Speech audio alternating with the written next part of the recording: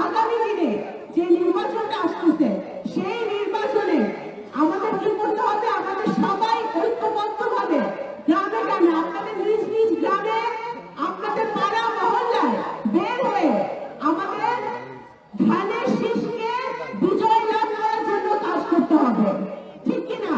ধানের শীষকে বিজয় লাভ করার জন্য। কারণ আজকে যদি ধানের শীষ এখানে নবকান্দা সরকার বিজয় লাভ করে, সারা বাংলাদেশে বিজয় লাভ করে, তাহলে আমাদের নারী সমাজের উন্নয়ন হবে। এই যে এখানে লেখা আছে, নারীর জয়ে সকলের জয়। নারীরা যদি জয় হয় তাহলে পুরো সমাজ জয় লাভ করে, পুরো দেশ জয় লাভ করে। কারণ আমাদের সবচেয়ে বড় পরিচয় এই যে আমরা যারা এখানে উপস্থিত আছি, আমাদের কারো কিন্তু অস্তিত্ব থাকতো না যদি আমাদের একজন মা না থাকতো। আমাদের মাই হচ্ছে আমাদের সবচেয়ে বড় পরিচয়, নাকি? তো সুতরাং